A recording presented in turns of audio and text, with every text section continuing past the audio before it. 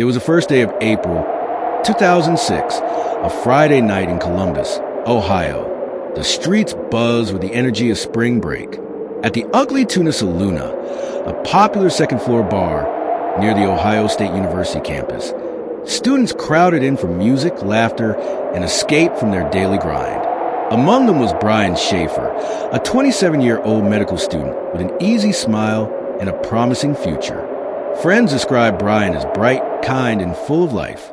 He was in his second year of med school, and despite the recent loss of his mother to cancer, he was determined to keep moving forward. That night, he planned to unwind, to let the music drown out the pressures of exams, grief, and the weight of expectations. Brian started the evening with dinner and drinks with a friend, William Clint Florence.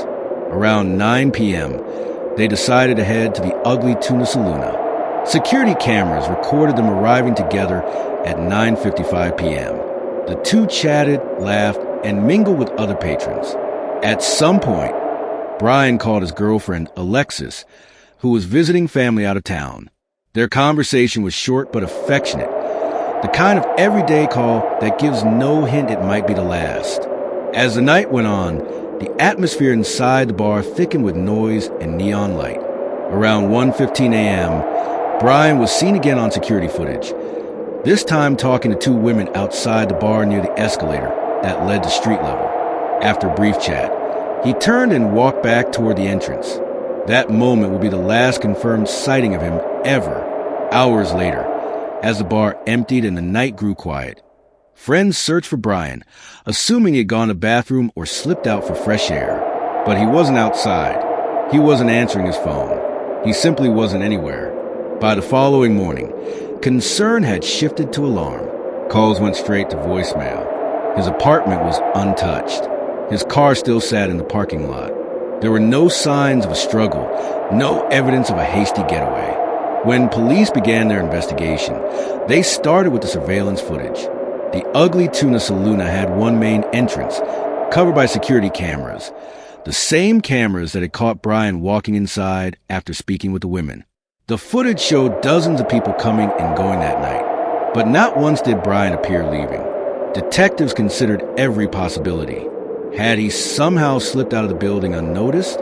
Could there be a hidden exit? But after combing through floor plans, they found no secret passageways, no maintenance doors, no trapdoors leading elsewhere. The only way out was the way he had come in, and yet the cameras showed nothing. They questioned his friends. Clint maintained he didn't know where Brian had gone. The two women said their conversation was brief and friendly, nothing unusual. The bar staff saw nothing suspicious. Weeks turned into months, and the theories began to swirl. Some believed Brian had been the victim of foul play.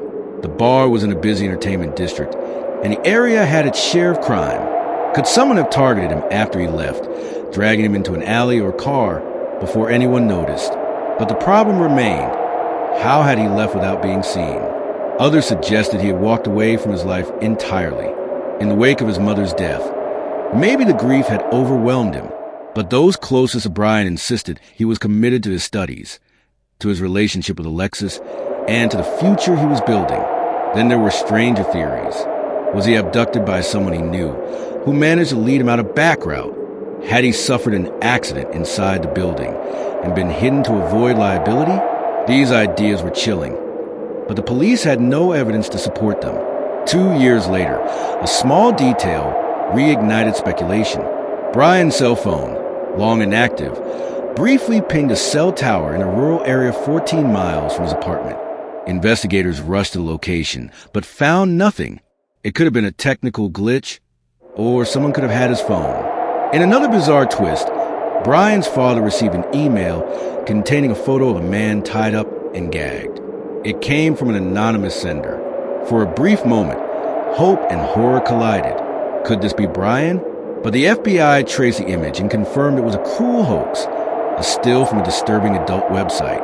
Over the years, tips trickled in, none leading anywhere.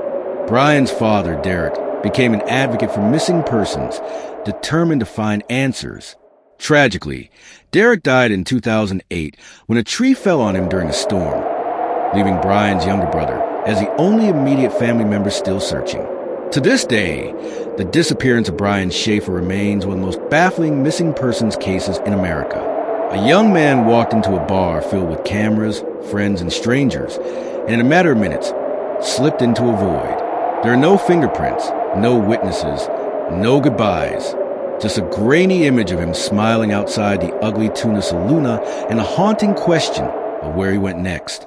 Some say the answer lies in the shadows of that night, in the corners of the bar the cameras couldn't reach, in the secrets people may still be keeping.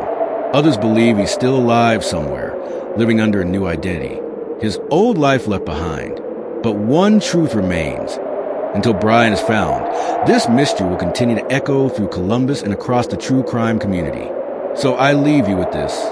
What do you think happened to Brian Shaffer? Did he vanish by choice, or did someone make him disappear? Your theory might just be the one that helps uncover the truth.